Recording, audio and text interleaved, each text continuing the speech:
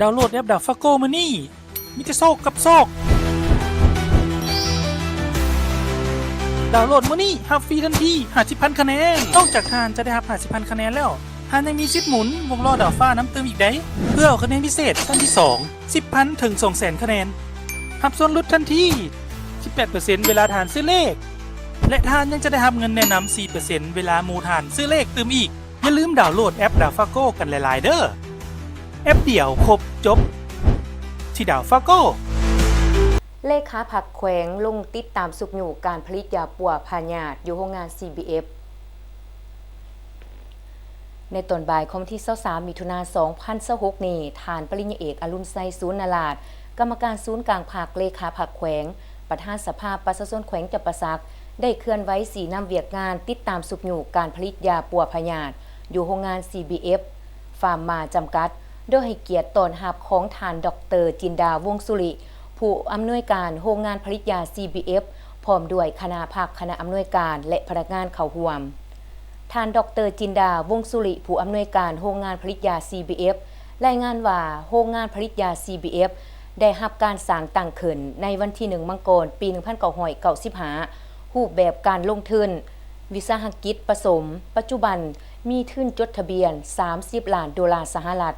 ดำเนินธุรกิจด้านการผลิตปรุงแต่งยาปัวพยาธิและเฮ็ดธุรกิจค้าเข้าค้าออกยาปัวพยาธิวัตถุเป็นยาผลิตและจำหน่ายยาปัวพยาธิที่มีคุณภาพมาตรฐานสากลเพื่อสนองภายในและส่งออกต่างประเทศปี 2004 ได้รับการยั่งยืนการคุ้มครองคุณภาพมาตรฐานอาเซียน Good Manufacturing Practice ปี 2015 ได้นำใส่มาตรฐานคุณภาพ ISO 9001 เข้าในการบริหารจัดการ International Organization for Standardization ปี 2019 ห้องทดลองได้ถูกรับห้องเป็นการปฏิบัติห้องทดลองที่ดี Good Laboratory Practice ปี 2023 ก็ได้ถูกรับห้องมาตรฐานความสามารถห้องปฏิบัติการดำเนินห้องทดสอบในระดับสากล ISO IEC 17025 International Organization for Standards International Electronics Communication กลุ่มลูกค้าของบริษัทประกอบมีภาครัฐภาคเอกชน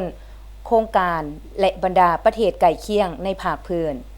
ปี 2025 ผ่านมา CBF แม้นมีรายรับทั้งหมด200ตื้อกว่าเก็บและมอบพันธะเข้างบประมาณ23ตื้อ200 ล้านกว่าเก็บ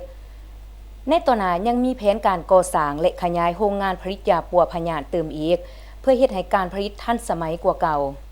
จากนั้นได้รับฟังการรายงานแล้วท่านปริญญาเอกอรุณไซศูนย์นาลาดเลขาผักแขวงประธานสภาประชาชนแขวง